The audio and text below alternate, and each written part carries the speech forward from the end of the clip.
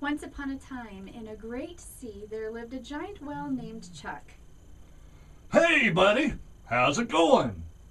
Chuck lived with his wife Joanne in a lovely split-level home in Saltwater Springs. It's not fancy, but we like it. Joanne had just finished cleaning the house when the doorbell rang. Oh dear, they're here. She opened the door to find her dinner guests, who had arrived unexpectedly early.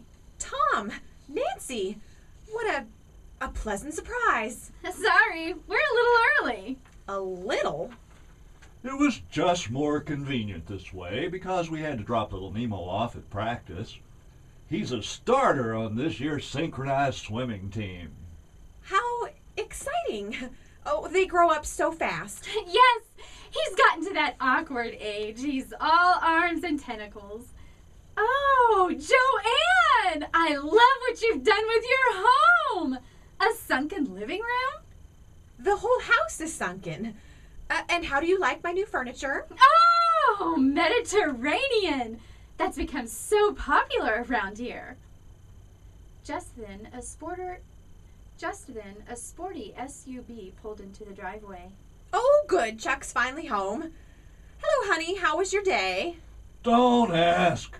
First earning and accounting wanted my budget on the Flounders account 3 days early. Then, on the way home, I get stuck forever behind this school of guppies. I came this close to making them gulpies, if you know what I mean. Chuck, darling? I no sooner get past them, and this old souped-up barracuda pulls out in front of me. I was ready to blow my top, so I surfaced and blew my top.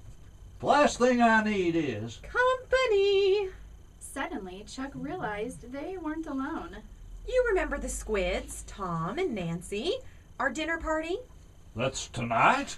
Yes. And my plankton casserole is just about ready.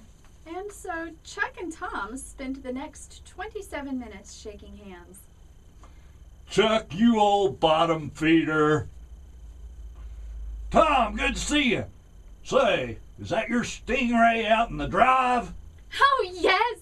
Tom's practice has been doing well. He's a chiropractor, you know. Boy, today was a killer. I was adjusting a starfish and accidentally broke off a couple of his legs, so I ate him. Well,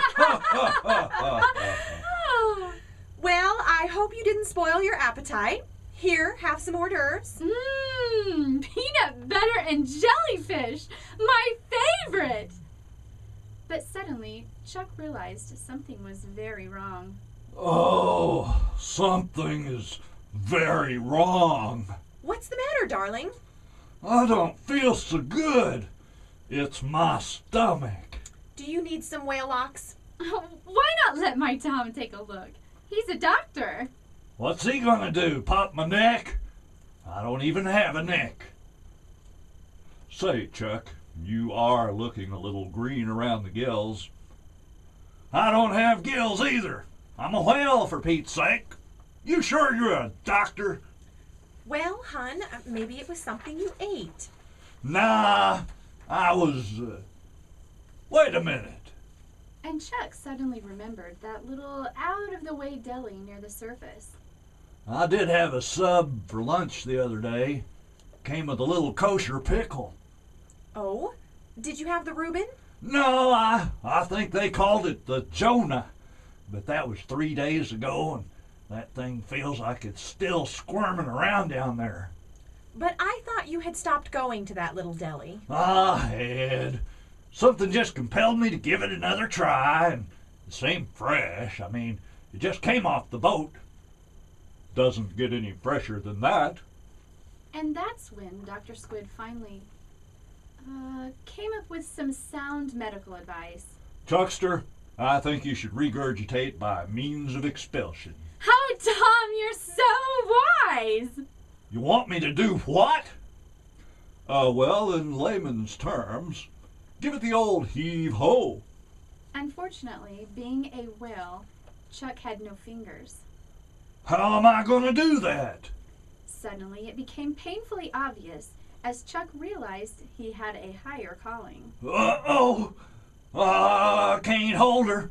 I think I'm about to blow. Not on my new furniture, mister. Now you better go up to the surface right now. Huh? Up, Chuck, up! Up, Chuck, up! And up Chuck did.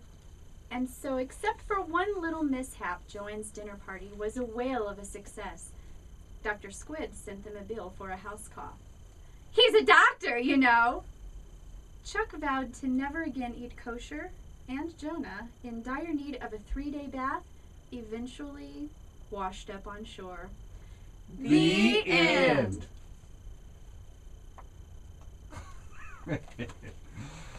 Okay.